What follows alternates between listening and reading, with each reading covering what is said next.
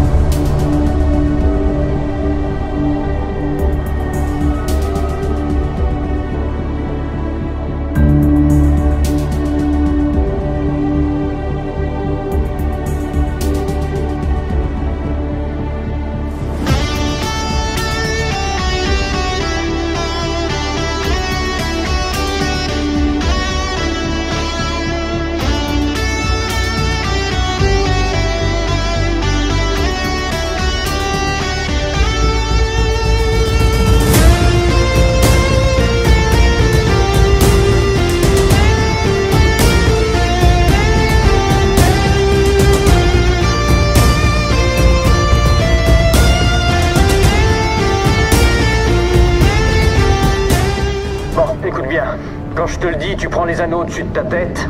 C'est les poignées d'éjection. Est-ce qu'on peut les semer? Pas leurs missiles, en tout cas. Alors c'est dogfight. Un F-14 contre des chasseurs de 5e génération. Y a pas que l'avion, y a le pilote. Pourquoi a-t-il fallu attendre plus de 35 ans pour qu'une suite à Top Gun voie enfin le jour? Quel défi la production a-t-elle dû surmonter pour repousser les limites du cinéma d'action, entre séquences aériennes spectaculaires et émotions à fleur de peau? Comment Tom Cruise a-t-il réinventé Maverick tout en restant fidèle au personnage qu'il a fait connaître au monde entier? Et surtout, pourquoi Top Gun Maverick a-t-il réussi là où toutes les autres suites de films cultes échouent ces dernières années, devenant tellement plus qu'un simple hommage au premier film? Aujourd'hui, on explore comment Top Gun Maverick a su rallumer la flamme, redéfinir la nostalgie et livrer un spectacle inoubliable qui s'adresse également à une nouvelle génération.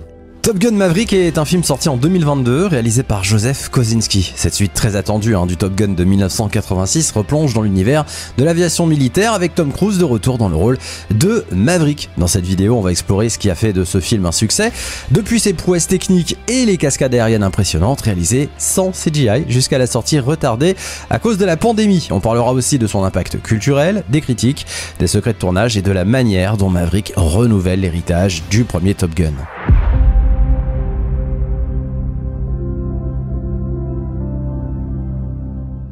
L'idée d'une suite à Top Gun a toujours plané dans l'industrie, portée par l'impact durable de ce film devenu culte, avec ses scènes aériennes spectaculaires, sa bande-son iconique et sa capacité à capturer l'essence de l'Amérique des années 80. L'original a marqué plusieurs générations, mais pour faire une suite, il fallait parvenir à un équilibre très délicat. Respecter l'héritage tout en s'adaptant aux attentes du public moderne, bien plus exigeant que dans les années 80. Top Gun Maverick a choisi de raconter une histoire qui explore la place de Maverick dans un monde qui a changé en 35 ans, tout en mettant l'accent sur des thématiques universelles comme le passage du temps, la transmission entre générations et la résilience face aux défis professionnels et personnels. Ce choix narratif a permis de créer une continuité émotionnelle forte, rendant hommage à l'original, tout en proposant une vision beaucoup plus fraîche. Le projet fut longuement reporté. En fait, l'idée d'une suite a commencé à germer dès les années 2010, principalement grâce à l'insistance de Jerry Bruckheimer, producteur du film original. Tony Scott, réalisateur du film, devait d'ailleurs revenir pour la suite, mais son décès en 2012 a brutalement interrompu les discussions. Ce choc a laissé le projet en suspens pendant plusieurs années, jusqu'à ce que Tom Cruise décide de reprendre le flambeau, convaincu que cette suite pourrait dépasser les attentes des fans. Mais là encore, de nombreux obstacles se sont dressés devant lui. Il fallait d'abord trouver la bonne histoire. Les scénaristes ont longtemps hésité sur la direction à prendre, cherchant à introduire une nouvelle génération tout en gardant Maverick au centre du film. La question de la pertinence du personnage dans un monde dominé par les drones et les avancées technologiques a d'ailleurs été au cœur des débats pendant de nombreuses années. L'histoire de Top Gun Maverick a en fait été écrite par Peter Craig et Justin Marks, deux scénaristes talentueux, mais Ehren Kruger, Eric Warren Singer et Christopher McQuarrie ont également contribué à l'écriture et à l'affinement du scénario pendant la production du film. Peter Craig, scénariste notamment de Hunger Games, a surtout été responsable de l'élargissement de l'histoire émotionnelle autour de la relation de Maverick avec Rooster, le fils de Goose, et de la notion de mentor. Il a apporté de la profondeur à l'aspect humain du film, avec une attention particulière à l'héritage du premier film. Justin Marks a lui travaillé à moderniser l'histoire, notamment en développant l'aspect des nouvelles générations et des défis modernes auxquels les pilotes sont confrontés. Et enfin, Tony Scott, réalisateur du premier Top Gun, n'a pas directement écrit le scénario de Top Gun Maverick, mais a influencé le développement de l'histoire avant sa mort en 2012. Son esprit et son approche visuelle ont donc été intégrés dans la suite grâce à ses proches, notamment à son frère Ridley Scott, et en conservant des éléments clés du film original, comme la relation entre Maverick et les autres pilotes. Cette évolution du scénario a été déterminante pour donner au film son mélange de nostalgie, tout en modernisant les thèmes et en introduisant une nouvelle dynamique avec les jeunes pilotes. Le défi était donc de respecter l'héritage du film de 1986, tout en racontant une histoire plus moderne. À la différence des autres films du genre où les effets spéciaux sont omniprésents, Tom Cruise a insisté pour que les scènes de vol soient aussi réalistes que possible. Cela impliquait de véritables avions de chasse, de nouvelles caméras pour capturer les séquences en plein vol et des formations intensives pour les acteurs. Cette approche, coûteuse et exigeante, a permis au film d'offrir une immersion authentique et spectaculaire. Tom Cruise, connu pour effectuer ses propres cascades dans les Missions Impossibles, voulait que les spectateurs ressentent les sensations des pilotes, ce qui était impossible à recréer uniquement avec des effets spéciaux. Pour filmer dans des cockpits, des caméras miniaturisées ont donc été spécialement conçues, capturant des angles et des mouvements inédits. Les comédiens ont suivi un entraînement rigoureux pour supporter les forces G et comprendre le pilotage, rendant leur performance plus crédible. Ce niveau d'effort a été un pari ambitieux, mais payant. Les scènes aériennes ont reçu des éloges unanimes pour leur réalisme, donnant à Top Gun Maverick une dimension viscérale qui le distingue des autres blockbusters. En juin 2018, Nicholas Hoult, Miles Teller et Glenn Powell sont évoqués pour interpréter le fils de Goose, le personnage campé par Anthony Edwards dans le premier film. Finalement, c'est Miles Teller qui décroche le rôle de Rooster pour sa capacité à jouer un rôle intense et émotionnellement complexe, étant donné l'importance de sa relation avec Maverick. Mais Tom Cruise insistera pour que Glenn Powell soit tout de même dans le film et qu'on écrive un rôle pour lui. Son personnage de Hangman est un pilote talentueux mais arrogant, offrant un contraste avec le personnage de Maverick. La dynamique entre les jeunes acteurs a été essentielle pour refléter les thèmes de la transition générationnelle. Le film a également apporté une plus grande présence féminine par rapport à l'original. Monica Barbaro, qui joue le rôle de Phoenix, a été choisie pour son expérience dans des films d'action et sa performance a ajouté de la diversité au groupe de jeunes pilotes. Ça a été un choix réfléchi pour moderniser l'univers de Top Gun et pour refléter les changements dans l'armée de l'air et la société en général. En dehors de Tom Cruise, des anciens acteurs du premier film ont fait leur retour, mais de manière plus limitée. Val Kilmer, qui incarne Iceman, a repris son rôle emblématique. Mais en raison de son état de santé, Kilmer luttant contre un cancer de la gorge, son rôle a été réduit, mais il a été traité avec un respect profond et une attention particulière, notamment dans une scène très forte. Sa présence a également souligné l'héritage du premier film et a apporté un poids émotionnel supplémentaire à l'histoire. Joseph Kosinski a expliqué que l'une des choses les plus importantes lors du choix des acteurs était l'alchimie entre eux, surtout dans les scènes de vol, où l'authenticité était primordiale. Les acteurs ont dû suivre une formation de pilotage dans de véritables avions de chasse pour être crédibles dans leur rôle. Ça a non seulement garanti des scènes aériennes impressionnantes, mais a également renforcé les liens entre les acteurs, qui devaient créer une véritable complicité à l'écran. Le casting du film a été pensé pour offrir à la fois une continuité avec le film original et une remise au goût du jour avec des personnages plus diversifiés, des talents émergents et une nouvelle génération de stars du cinéma. Ce mélange d'acteurs confirmés et de jeunes talents a permis de réussir la transition entre l'héritage du film de 86 et la vision contemporaine de Maverick en 2022. Le tournage débuta donc en 2018 à San Diego, en Californie. Les scènes aériennes ont été filmées avec des véritables avions de chasse de la marine américaine, notamment les F-18 Super Hornet, utilisés pour des prises de vue en vol avec les acteurs à bord dans le fauteuil passager. Tom Cruise, passionné par l'aviation, a joué un rôle clé dans la mise en place de ces séquences. Il a insisté pour que les acteurs aient une expérience directe du vol à haute vitesse, d'où l'entraînement intensif et la formation spécifique qu'ils ont suivie. La caméra embarquée sur les avions a permis de capturer les images spectaculaires et intenses, donnant une dimension réaliste au film, avec un focus sur l'expérience des pilotes dans des conditions extrêmes. La production a également utilisé des drones pour capturer des angles de vue plus dynamiques et permettre un meilleur contrôle des scènes d'action. La direction artistique a également permis d'intégrer des visuels plus modernes et d'intensifier l'immersion, notamment grâce à la stabilisation des images et à l'amélioration des images en post-production. Ce qui marque un changement majeur par rapport au premier film de 86. Dans l'original, Top Gun, bien que les scènes aériennes aient été marquantes, une grande partie des séquences en vol ont été réalisées en utilisant des maquettes d'avions et des effets spéciaux traditionnels. Les acteurs n'ont pas piloté les avions eux-mêmes et n'ont pas vécu l'expérience du vol en haute altitude. Les pilotes professionnels étaient responsables des manœuvres en vol et les images aériennes étaient souvent filmées depuis d'autres avions en utilisant des caméras extérieures. L'équipe a également utilisé des prises de vue en cockpit, mais celles-ci étaient principalement simulées. Les acteurs étaient souvent filmés en intérieur, dans des cockpits en studio, avec des fonds projetés créant une illusion de vol. Les scènes d'action en vol étaient ensuite complétées par des effets spéciaux en post-production, procédé relativement courant pour l'époque. La phase de post-production de Top Gun Maverick fut particulièrement longue. Le film aurait dû sortir initialement en 2019, mais il fut repoussé à 2020 pour perfectionner certaines scènes. La pandémie a ensuite entraîné un report supplémentaire de 2 ans. Ce délai a pourtant été bénéfique pour le film, permettant de soigner le montage, les effets, la musique et plus largement d'optimiser la post-production, tout en intensifiant le suspense chez les fans. À la réalisation, Joseph Kosinski a été choisi pour diriger le projet. Grâce à son expérience en matière de visuel époustouflant dans Tron Legacy et sa précédente collaboration avec Tom Cruise sur Oblivion, Kosinski a su capturer l'esthétique visuelle du premier film tout en utilisant des caméras IMAX innovantes et des technologies modernes pour rendre les séquences aériennes encore plus immersives. Sa compréhension des thèmes nostalgiques et futuristes a été essentielle pour donner vie à un film qui se veut un pont entre deux époques. La pandémie de Covid-19 a eu un impact évident sur la sortie de Top Gun Maverick. Alors que beaucoup de films ont opté pour des sorties en streaming, Tom Cruise et la Paramount ont fait un pari audacieux. Attendre une sortie en salle, convaincus que l'expérience immersive de Top Gun nécessitait de la découvrir sur grand écran. Ils n'ont donc pas cédé à la panique et pris les bonnes décisions.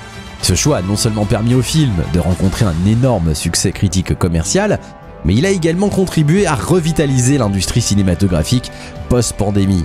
Ce qui conduira Steven Spielberg à déclarer à Tom Cruise qu'il venait de sauver l'industrie du cinéma. Lors d'un déjeuner des nominés aux Oscars 2023, il a déclaré à Tom Cruise « Tu as sauvé Hollywood ». Spielberg a expliqué que le film avait non seulement triomphé au box-office, mais avait également revitalisé la distribution des films en salle, mise à mal par la pandémie et surtout l'essor des plateformes de streaming. Selon lui, Top Gun Maverick a peut-être sauvé l'industrie du cinéma en salle dans son ensemble. Les deux hommes avaient collaboré avec succès sur Minority Report en 2002 et La Guerre des Mondes en 2005. Mais ils s'étaient éloignés au fil des années. Leur désaccord aurait été lié à l'implication visible de Tom Cruise dans la scientologie à l'époque, ce qui aurait gêné la promotion de leur projet commun. Mais cette rencontre publique chaleureuse semble indiquer une réconciliation, avec Spielberg offrant à Cruise des éloges rarement vus entre deux géants du cinéma. Après de multiples reports, Top Gun Maverick sort donc finalement en 2022, devenant rapidement un véritable phénomène. Il est sorti aux États-Unis le 27 mai 2022 et en France quelques jours avant, le 25 mai. Avant sa sortie officielle, le film fut également projeté en avant-première mondiale au Festival de Cannes le 18 mai, où Tom Cruise a également reçu un hommage pour l'ensemble de sa carrière. Avec son budget de production estimé à 170 millions de dollars, Top Gun Maverick a dominé le box-office mondial, devenant le plus gros succès de l'année 2022. Avec plus de 1,49 milliard de dollars de recettes globales, il a surpassé des blockbusters comme Doctor Strange in the Multiverse of Madness et Jurassic World Dominion. Il a également marqué la carrière de Tom Cruise en devenant son film le plus lucratif à ce jour. En France, le film a attiré près de 6,7 millions de spectateurs, ce qui en a fait un des plus gros succès de l'année dans le pays, rivalisant avec des franchises majeures. Ce succès phénoménal a souligné l'importance des expériences cinématographiques en salle, particulièrement après la pandémie, prouvant que des films bien conçus, basés sur des cascades réelles et une nostalgie maîtrisée, peuvent encore captiver un large public. Dans Top Gun Maverick, Pete Mitchell alias Maverick, pilote d'élite à la retraite, est rappelé à l'école Top Gun pour former une nouvelle génération de pilotes pour une mission à haut risque. Mais il doit aussi affronter son passé, notamment en ayant à gérer la relation tendue avec Bradley Bradshaw, alias Rooster, le fils de son ancien coéquipier Goose.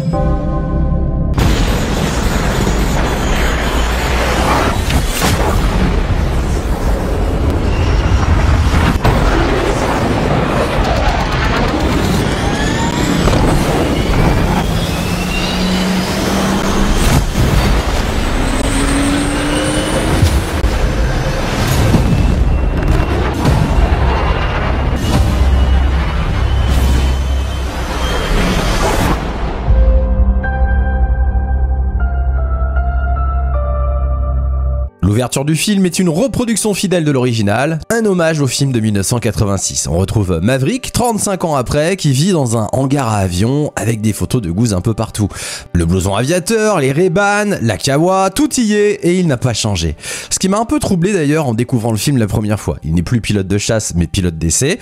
À bord d'un prototype, il va tenter d'atteindre la vitesse de Mach 10 au moment où le chef de projet, le contre-amiral Kane, incarné par Ed Harris, dans une brève apparition mémorable, fait son arrivée pour tout stopper. Alors qu'il y parvient et devient l'homme le plus rapide du monde, l'appareil devient incontrôlable et il est forcé de s'éjecter.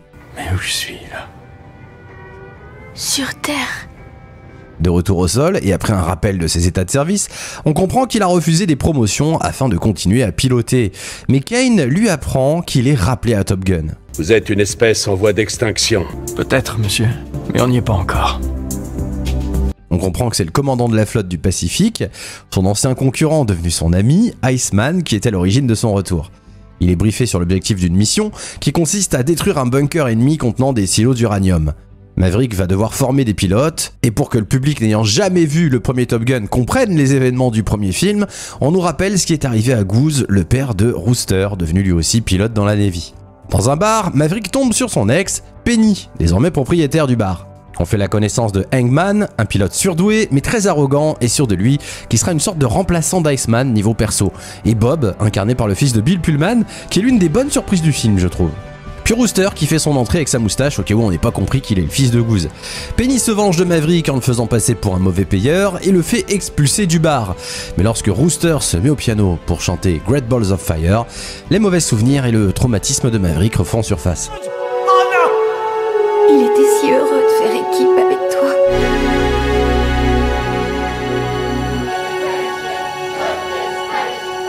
Le lendemain, les élèves font la connaissance de leur prof et chef de mission. Le premier entraînement consiste à tester les limites de ses élèves. Les F-18 ont bien sûr remplacé les F-14, mais surtout les scènes aériennes sont devenues redoutablement efficaces et forcément plus lisibles et mieux filmées que dans le premier. Le tout sur une musique des Rolling Stones. Doucement, Maverick. Essaye de pas te faire virer dès le premier jour. On est dans les experts de la Navy. Maverick refait le coup de retourner son appareil et Rooster le provoque en duel. Je trouve la scène hyper cliché et forcée, mais la vrille reste impressionnante, même si on se doute du dénouement. Maverick remporte la victoire et Hangman apprend que Rooster est le fils de Goose en tombant sur une photo et va d'ailleurs s'en servir pour le briser psychologiquement. Après avoir passé un moment avec Penny sur son voilier, ce qui a permis de raviver la flamme entre eux, retour à la préparation de la mission. Cette fois, les élèves vont devoir simuler la mission en conditions réelles, sans dépasser un plafond de 100 pieds, soit l'équivalent de 30 mètres de haut. Maverick pousse ses élèves, mais pendant le briefing, les caractères s'échauffent lorsque Hangman pousse Rooster dans ses retranchements. Je suis le seul à savoir que Maverick volait avec son père. ça et suffit. que Maverick et lui faisaient équipe le jour où... Il n'a pas les épaules pour cette mission. Ça suffit. Et il le sait. Et vous le savez aussi. Suite à cet incident, Iceman demande à Maverick de le rejoindre chez lui pour discuter. On apprend qu'il est atteint d'un cancer de la gorge et que ses jours sont comptés. Ne pouvant parler, Iceman va communiquer avec lui par écrit. La scène est sublime, remplie d'émotions, et Tom Cruise rappelle à tout le monde que c'est un formidable acteur. Je sais pas comment faire. Je suis pas instructeur, Ice. Je suis aviateur naval. La seule et unique raison de mon retour, c'est toi. La Navy a besoin de Maverick. Qui est le meilleur pilote? Toi ou moi? On passe un bon moment. On va pas le gâcher. Lui et Val Kilmer sont très touchants et impossible de rester insensible tellement les mots et les non-dits sont puissants. Puis vient la scène remake du premier film où le football américain sur la plage a remplacé le beach volley. Avec un petit truc en plus, car cette fois le jeu fait partie de leur entraînement afin de créer un esprit d'équipe. Maverick raccompagne Penny chez elle et c'est quand même plus subtil et poétique que dans le premier. On comprend que la mère de Rooster a fait promettre à Maverick d'empêcher son fils de devenir pilote avant de mourir. La mission est avancée de plusieurs jours, le nouvel entraînement consiste à simuler les conditions de largage de la bombe sur l'objectif et la sortie du cratère en piqué vertical à très grande vitesse. Coyote s'évanouit à cause de la puissance des jets, mais Maverick parvient à le réveiller. Puis survient une collision d'oiseaux qui provoque le crash de l'un des appareils, mais Phoenix et Bob parviennent tout de même à s'éjecter. Les funérailles d'Iceman ont lieu, Maverick a encore perdu l'un des siens et se fait retirer le commandement de la mission, son supérieur pensant que sa tactique est vouée à l'échec. Alors Maverick va leur montrer que ce n'est pas une mission impossible. Il débarque en plein milieu du terrain d'entraînement, à bord de son F-18, et tente de réussir la simulation pour montrer aux élèves que c'est faisable. Il parvient à larguer la bombe sur la cible et supporte les 10 jets parvenant à s'extraire. Maverick est ainsi nommé chef de la mission et on le retrouve sur un porte-avions au moment où il doit choisir ses équipiers et son ailier. Sans surprise, il choisit Rooster et l'ensemble des avions décollent vers l'objectif. Hangman restant à l'arrière en renfort sur le porte-avions. Le chronomètre est enclenché, ils ont désormais 2 minutes 30 pour détruire le bunker. Les avions évoluent au ras du sol dans une zone montagneuse enneigée et c'est sublime au cinéma comme à la maison. Des missiles détruisent la base ennemie pendant que les avions évoluent vers leur objectif. Bob parvient à verrouiller la cible et les premières bombes sont larguées afin de détruire le bunker. Puis Rooster parvient à détruire le dépôt d'uranium. Tout le monde parvient à s'extraire du cratère, mais les missiles ennemis sont alors largués comme prévu sur la flotte. Et là, c'est un véritable feu d'artifice. Pour protéger Rooster, ciblé par un missile, Maverick s'interpose et son appareil est détruit à sa place. Ayant parvenu à s'éjecter, il est désormais traqué par un hélicoptère ennemi, mais surprise, Rooster débarque et abat l'appareil avant d'être touché à son tour. Ouais, ça va? Et toi? Qu'est-ce que tu fais là? Je t'ai sauvé la vie! C'est moi qui t'ai sauvé la vie! Mais est-ce que t'as réfléchi une seconde? C'est toi qui m'as dit de pas réfléchir! Mais ce n'est pas encore terminé. Ils vont devoir maintenant s'extraire de la zone en volant un F-14, l'avion du premier film. Alors on pourrait se dire que c'est du fanservice, mais bizarrement, ça passe plutôt bien en étant un parfait trait d'union entre la nouvelle et l'ancienne génération. Ils parviennent à décoller mais se font rejoindre par des chasseurs ennemis sur le point de faire feu. Maverick réussit à mitrailler l'un des deux avions mais se fait shooter par le deuxième. Un combat aérien s'entame alors, mais contre un avion bien plus moderne et donc plus performant que le vieux F-14 Tomcat.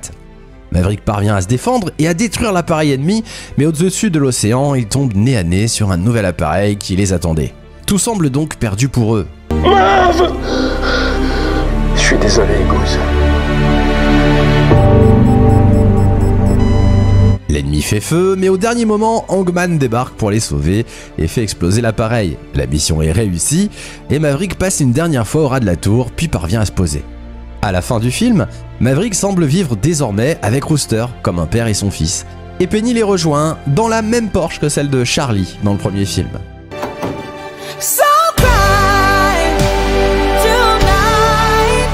Pourquoi Top Gun Maverick a réussi là où toutes les autres suites de films cultes des années 80 ont échoué? On fait pas 1,5 milliard au box-office si on n'a pas réussi à toucher le cœur des gens et à toucher le cœur de plusieurs générations. Ça a été le cas pour les Avatars, ça a été le cas pour Titanic. C'est le cas de tous les grands films qui réussissent à finalement réunir toute la famille au cinéma. En tout cas, selon moi, c'est ça. Et là où Top Gun Maverick réussit, là où les autres échouent, c'est à nous toucher en plein cœur. À chaque fois que je regarde Top Gun Maverick, à la fin du film, franchement, j'en ai les larmes aux yeux, quoi.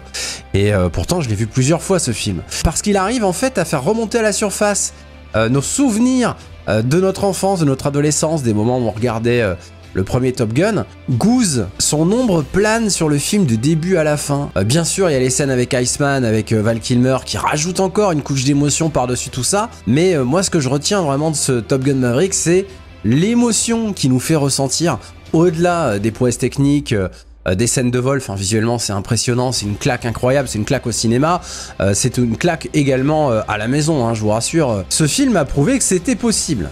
Maintenant, ça veut pas dire que tous les films des années 80 doivent avoir droit à une suite, mais s'il y avait bien un projet qui était casse-gueule et un film sur lequel on n'attendait absolument pas de suite, c'était bien Top Gun. J'ai lu plusieurs de vos commentaires sur la précédente vidéo sur Top Gun, le premier de 1986, où clairement ce film, il a changé vos vies. Beaucoup ont voulu devenir pilotes de chasse, peu y sont arrivés, hein, clairement, mais certains ont peut-être fait des carrières de militaires ou d'autres de mécaniciens. C'est des films qui ont vraiment impacté la jeunesse de beaucoup d'entre vous. Top Gun Maverick, sa force, c'est vraiment sa puissance narrative. Et je pense que j'aurais autant envie de revoir Top Gun Maverick que le premier Top Gun dans les années à venir.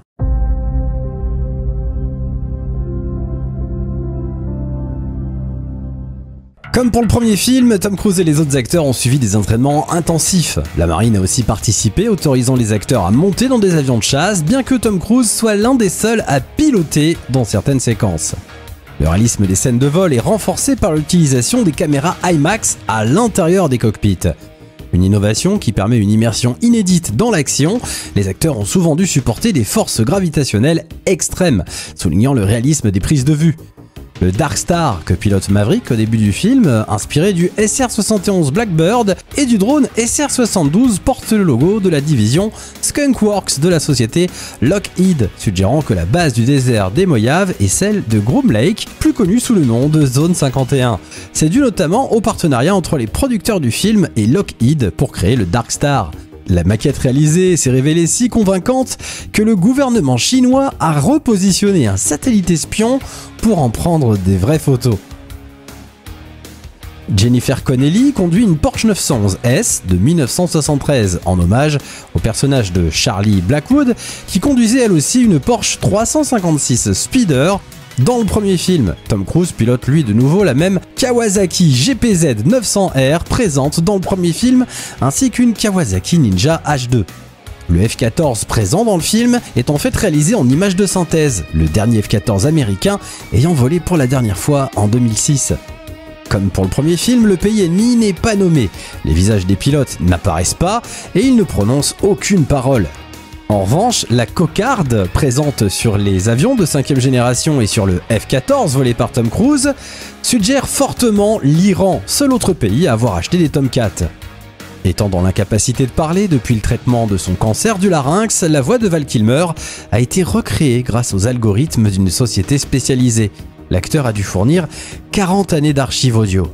Ce qui permet à la scène de briser le fameux 4e mur et d'être encore plus émouvante pour les spectateurs et certainement pour les acteurs pendant le tournage de la scène. Le P-51 Mustang de Maverick, aperçu à la fin du film, appartient réellement à Tom Cruise depuis 2001. Il le pilote d'ailleurs dans les scènes de vol. Les pilotes évoquent brièvement une victoire passée de Hongman sur un avion de la guerre froide, faisant allusion à la seule victoire connue d'un F-18 au combat en juin 2017 contre un Su-22 de l'armée de l'air syrienne. Enfin, le film est dédié à la mémoire de Tony Scott, réalisateur du premier Top Gun, décédé en 2012.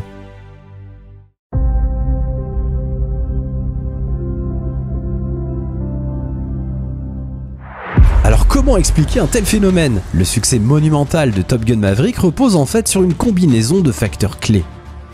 Tout d'abord, la nostalgie d'une franchise culte. L'attachement des fans au premier Top Gun de 86 a attiré un large public, des spectateurs de l'époque aux nouvelles générations.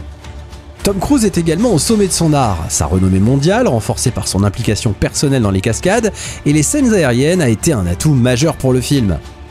Avec les multiples reports liés au Covid-19, combinés à une campagne marketing percutante, ça a permis de nourrir l'attente et de maximiser l'impact à la sortie. La qualité technique est exceptionnelle, les scènes aériennes sont authentiques, réalisées avec des valeurs de production très élevées, c'est ce qui a permis de séduire un public avide de réalisme. Maverick apparaît mûri, mais toujours aussi intrépide. Le film met en lumière un Maverick plus mature, confronté à son passé, tout en guidant la nouvelle génération. Son rôle de mentor auprès des jeunes pilotes, notamment Rooster, le fils de Goose, ajoute une profondeur émotionnelle inédite. Et puis le film est très moderne tout en étant fidèle à l'esprit original. En intégrant des technologies de pointe et des manœuvres aériennes spectaculaires, le film respecte l'ADN de l'original tout en s'adaptant à une époque où les blockbusters sont dominés par le numérique. L'un des aspects les plus remarquables de Top Gun Maverick, c'est sa capacité à plaire à la fois aux fans nostalgiques et à un nouveau public. Les critiques ont salué le mélange parfait entre hommage au premier film et modernisation des thèmes et de l'action. Dans une ère saturée de films de super-héros et d'effets spéciaux numériques, le succès de Top Gun Maverick a prouvé qu'un blockbuster classique pouvait encore dominer le box-office en mettant l'accent sur des cascades réelles et une narration émotionnellement engageante. Le film nous montre les valeurs de la persévérance et de l'excellence. Maverick continue de se surpasser malgré les années et les obstacles, rappelant qu'il n'est jamais trop tard pour viser l'excellence. Le film illustre la valeur du mentorat et la nécessité de guider la nouvelle génération. Maverick démontre qu'évoluer et accepter ses limites n'empêche pas de rester fidèle à ses passions et à ses valeurs. Enfin, l'esthétique reconnaissable entre mille est respectée, avec les motos, les avions de chasse, le retour de morceaux cultes comme Danger Zone de Kenny Loggins, ça permet de renforcer l'héritage visuel et sonore du film. Avec des artistes contemporains comme Lady Gaga et un usage immersif des effets sonores, la bande-son de Hans Zimmer modernise les codes tout en rendant hommage à l'esprit des années 80.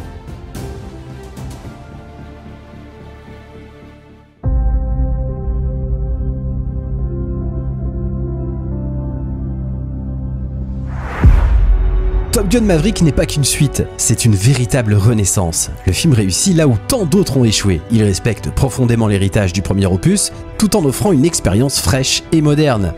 Alors pourquoi ça a fonctionné cette fois ? Ça tient tout d'abord à l'équilibre entre la nostalgie et l'innovation. Le film excelle en tissant un lien émotionnel fort avec l'original, tout en actualisant ses thèmes. La dualité entre le Maverick d'hier, pilote tête brûlée, et celui d'aujourd'hui, mentor confronté au poids du passé, apporte une profondeur inattendue. Ce savant mélange de nostalgie et de nouveauté a permis d'attirer à la fois les fans de la première heure et une nouvelle génération. La décision de privilégier les effets pratiques avec des scènes de vol authentiques filmées en conditions réelles donne une intensité unique au film. Ce choix orchestré par Tom Cruise et son équipe rappelle l'importance de l'expérience cinématographique immersive. Une approche en phase avec les attentes des spectateurs lassés des excès de CGI. Mais au-delà de toutes ces prouesses techniques, Top Gun Maverick parle d'héritage, de transmission et de rédemption. La relation entre Maverick et Rooster, chargée d'émotions, élève le film au-delà de l'action pour explorer des thèmes universels comme la mémoire et le pardon. Avec son succès massif au box-office et son accueil enthousiaste, Top Gun Maverick prouve que les suites peuvent non seulement honorer leur source, mais aussi s'en émanciper. Le film a marqué le retour en force des blockbusters classiques, mêlant spectacle et émotion, tout en réaffirmant la place de Tom Cruise comme l'une des dernières grandes stars hollywoodiennes. Et si le processus de production fut laborieux, loin de nuire au film, ça a permis de renforcer son aura, en faisant une œuvre attendue et soigneusement travaillée. À travers son message, ses innovations et son succès au box-office, Top Gun Maverick a montré qu'un classique peut non seulement revenir en force dans les salles plus de 30 ans après, mais aussi se réinventer de façon spectaculaire, en captivant à nouveau le public et en s'adaptant aux attentes d'une nouvelle génération. Top Gun Maverick nous rappelle que pour qu'une suite réussisse, il ne suffit pas de capitaliser sur un nom connu. Il faut du cœur, une vision et une exécution sans faille. En osant moderniser sans trahir, ce film établit un modèle à suivre pour les franchises ayant démarré dans les années 80. Top Gun Maverick nous rappelle l'importance de rester fidèle à ses passions, de transmettre ses connaissances et de savoir évoluer tout en gardant ses valeurs. Il montre aussi la beauté de l'équilibre entre audace et sagesse, deux qualités essentielles pour affronter les défis du temps et de la vie. Je te remercie de m'avoir sauvé la vie. C'est ce que mon père aurait fait.